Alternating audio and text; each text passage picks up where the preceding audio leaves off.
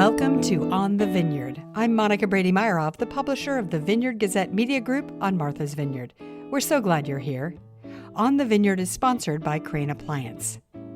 Jaws Mania has officially hit the island. The 50th anniversary of Jaws is only a week away, and island activities are ramping up. The Martha's Vineyard Museum's exhibit, Jaws at 50, A Deeper Dive, is already attracting a lot of visitors. It has some really cool things, including a replica of the Amity Island Welcomes You billboard, with the surfer in the bikini saying, "Help, shark!" And they have a jump scare moment in the exhibit, just like the one in the movie, where the fisherman's decapitated head floats out of his boat after he was attacked and killed by the shark. You have to see it. And you have enough time to see it because this exhibit is on through September 7th. Now, if you want someplace quiet, go up to Aquinnah to walk on a new trail. The southern trail is a little bit longer, going through wetlands and woodlands as well. But you get this really amazing payoff at the end with this kind of knockout view. More on that in a moment. This past week, the Vineyard Gazette Media Group's Martha's Vineyard magazine celebrated the best of the vineyard. It's a contest the magazine runs that recognizes the best on the island in 100 categories. The categories include the best sushi, shoes, and sailing charter. This year, more than 2,200 voters cast more than 66,000 votes to determine this year's crop of honorees.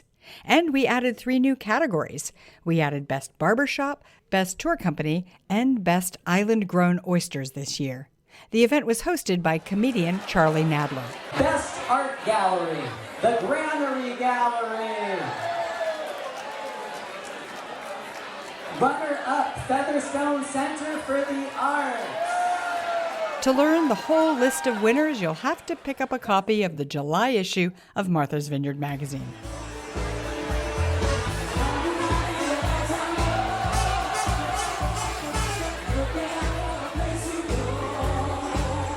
And Taste of the Vineyard was this week. The fundraiser for the Vineyard Preservation Trust is a kickoff to summer with delicious food from the island's finest restaurants and live music. The Vineyard Preservation Trust is celebrating its 50th anniversary this year.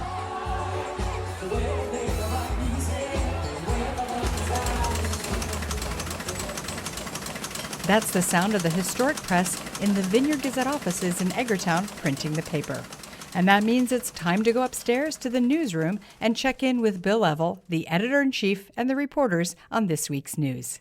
Hi, Monica. Governor Maura Healey was on the island this week, visiting the hospital and talking about the housing crisis here. She also decried the recent ICE arrests on the island. The Edgartown Police Force welcomed its first Portuguese-speaking officer to its ranks, and the regional high school passed a major step in its long-sought-after building project. Louisa Huffstadter is here with the story on what is next for the high school building project. Louisa?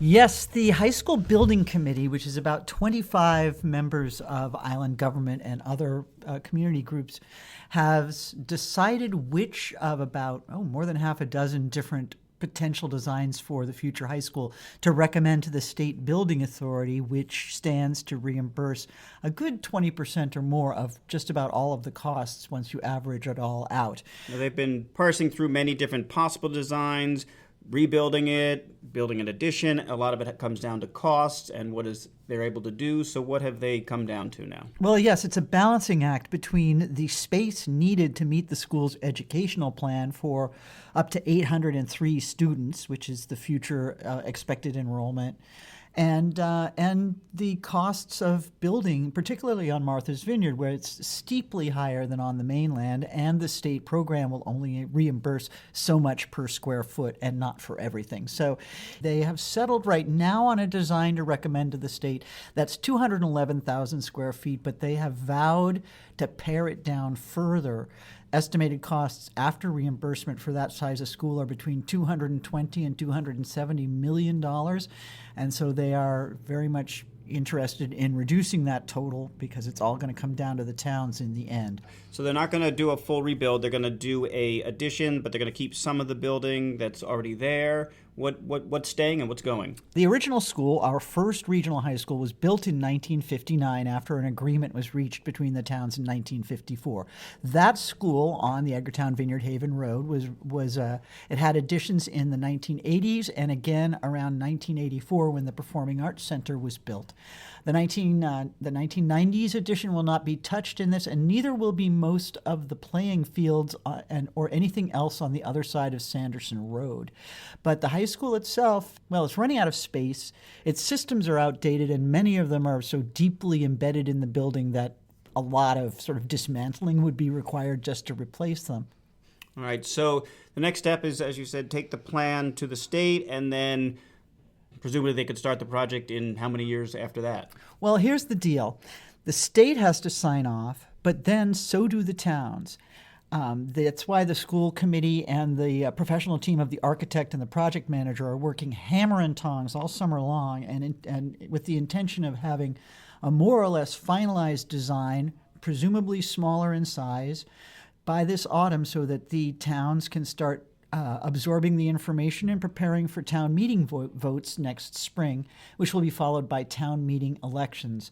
And it has to be unanimous among the towns for the high school project to advance. All righty, so even though a major milestone is reached, there are many more to come, and it's going to take a while. I did notice with this plan, an interesting thing is as they're building the addition, people could still be working and going to school in the current building and then switch over and then rebuild the other one, so no one will be out of school in modulars for a long time. That's a great thing.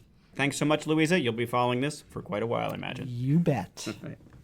Turning now to Gwen Skiles and a story she did this week about the opening of the Squibnocket Pond Reservation. This is the old Redgate Farm, Jackie Onassis' old property, which they sold to the Land Bank and Sheriff's Meadow, and both organizations have been working for the last couple of years to get it ready for public, and it is now ready. Gwen? Yes, Bill, this is very exciting news because this land is now open to the public year-round to enjoy. There are two trailheads, a north and a south. The north leads to Squibnocket Pond, and the south leads to the Atlantic Ocean. Always nice when a trail leads to the water. But the land is ecologically rare. There's lots of scrubland, our beloved oak trees, some freshwater wetlands, and windswept dune that we love a lot here on the island. It's home to a lot of endangered species. This is not one of them, but a box turtle showed up in front of Adam Moore, the executive director of the Sheriff's Meadow Foundation, which is pretty exciting to see a rare turtle like that. And it'll be exciting because the regular folks have not been able to go on these trails or see these views. I understand there is a bit of a complicated reservation system in the summer, right? Because we can't have a lot of people going through at one time, evidently. Yeah, so each day it's only 10 cars per north or south trailhead. And this is just in the summer months. So if you want to go, you have to make sure that you go to either the Land Bank or Sheriff's Meadows website and reserve your car for the day. And I read in your story that it's the first joint purchase by the Land Bank and the Sheriff's Meadow Foundation? Yes, so this is the first time that the two nonprofits have joint purchased land together. They have recently this year with Pimpney Mouse Farm that they're working on opening soon. Both nonprofits have had their eyes on this land for a while, Sheriff's Meadow all the way back to the 70s. And so it was an efficient way for both nonprofits to have the land that they wanted, but then also to split the finances. All right, thanks, Gwen. Now we're going to bring in Ray Ewing, our staff photographer, who got to go out and take pictures of both trails. Ray, what did they get to see out there? So one of the things that's really nice about this property is there's two very different trails that kind of give you a different experience of this beautiful land. So the northern trailhead is, short, winding through woodlands and some open fields, and then comes down very quickly to Squibnocket Pond. So you can see across the pond, lots of shorebirds. There's an osprey nest along the way. And the southern trail is a little bit longer, going through wetlands and woodlands as well. But you get this really amazing payoff at the end with this kind of knockout view, expansive vista of this sand dunes coming down to the beach, kind of a classic Aquinnah landscape down there. And do you get to walk along the beach? Is there much beachfront property of this? Yes, when I went Only one of the trailheads had a finished access to the beachfront, but my understanding is that once the boardwalks are complete, you will have stairways down to the beach from two ends, so you can do a bit of a loop if you want to and walk along the cliffs. This is near Zach's Cliffs in Aquinnah, for those who are familiar. That's wonderful, Ray. I felt more relaxed just listening to you talk about it. I can't wait to go myself. I appreciate it. Thank you. You can read more about these stories and all the news for free at vineyardgazette.com. This week is Juneteenth, which falls on a Thursday. June 19th is the federal holiday celebrating the end of slavery. The Vineyard has a long history of hosting special celebrations for Juneteenth. You can read about it and have a full list of all the programming on the island around the holiday in the Gazette's Juneteenth Jubilee program of events. It's a free guide, and you can pick it up at any location hosting a Juneteenth event, or check it out online, vineyardgazette.com/Juneteenth. As part of Juneteenth, the Gazette is hosting a panel on the 19th at the Martha's Vineyard Museum about the history and evolving importance of the holiday, and I promise it will be a lively and timely discussion. Now back to Jaws. Next weekend, the Vineyard Gazette Media Group is throwing a big Jaws reunion festival in collaboration with the MV Museum. We'll have dozens of actors and extras who were in Jaws signing autographs on a special page in the back of our new Jaws 50th commemorative magazine. You can get your copy of the magazine around the island or at the Vineyard Gazette store online. It has some really cool, rarely seen photos from the archives of islanders. And when I say archives, what I really mean is a shoebox under Mom's bed kind of thing. As you know, we print the newspaper every week in this building on a side street in Edgartown.